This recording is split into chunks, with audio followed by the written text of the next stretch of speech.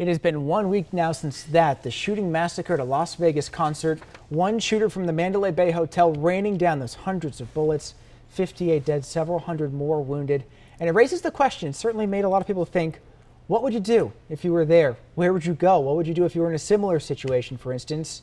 To try to answer some of those really tough questions, we're joined by security expert Mike Darter. He's a former Oklahoma City police officer and the president of CCW Safe. Mike, thanks for being here with us. Thank you. Okay, so in some ways you can't prepare for being in a situation like that. You know, right. there's no way to know what could happen. So how does somebody prepare for the things you can't prepare for in some ways? Well, it's hard and it's a process. I think it starts with situational awareness. You know, you have to know what's going on around you.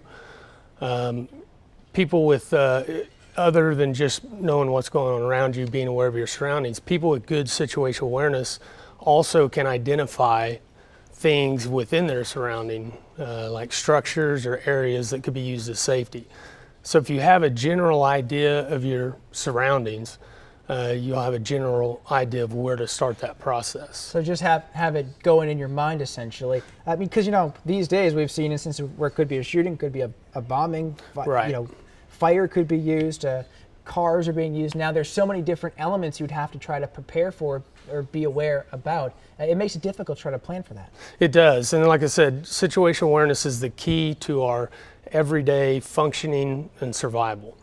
And just by being aware of your surroundings and be able to identify things within those surroundings, that's a good place to start. Now, we've been seeing some of the body camera video come out about the moments where this was all happening, and you notice the people who were at the concert had no idea what was going on, where the shooting was coming from. Some started running, others started just lying down right there on the ground, didn't know where to go or what to do.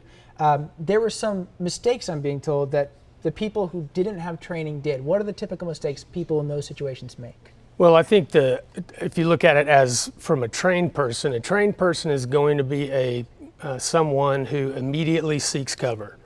They're going to reassess the situation once they have cover or get to a place of safety, and they're going to relentlessly pursue their own survival.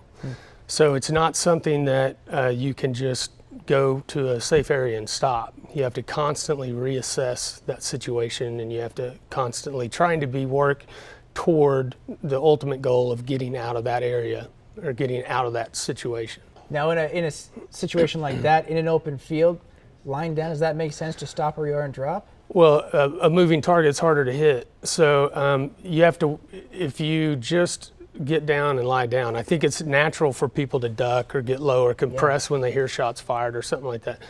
But you have to keep moving. If you stay in one spot, especially on the ground laying down, you have a greater chance of getting hit by gunfire. You also have a greater chance of getting trampled because in a crowd like that, there's going to be a lot of people moving.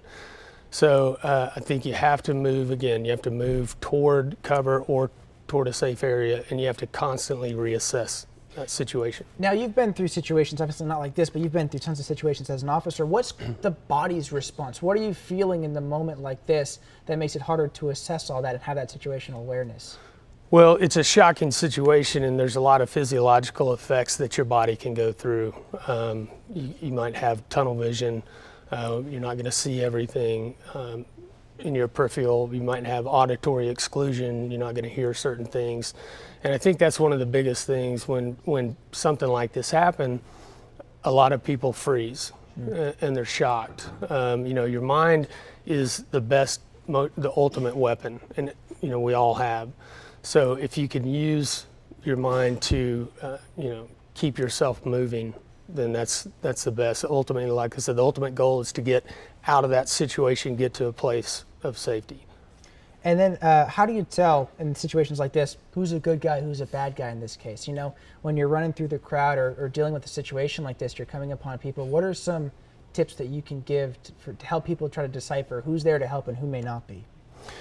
Well, and that's going to be hard too, especially when you have a big crowd like this. I think, you know, again, it's a constant reassessment. You're going to have to reassess where the shots are coming from. Is there someone advancing within the crowd? And ultimately, at a situation like that, you're going to get to safety as fast as you can. Try to identify if there's people advancing. And try to identify people that you could help get out of that area. Got it. And now you are the president of CCW Safe. What kind of training are you guys doing around here? Well, we're actually a legal membership service for concealed carriers, for retired military and police. Our training is training in the aftermath of a shooting, and really the big thing we train on is how to avoid a shooting, avoid a situation. The case in Las Vegas, there's nothing that a concealed carrier could have done in that specific situation but to get as many people as they could get out of the area as safely as they could. Got it. All right. Well, we really appreciate all the information. Obviously, tough to know when something like this may happen, but it's good to be armed with this information. Mike, thank you so much for joining us today. Mike Darter here. Thank you, Steve. Thanks.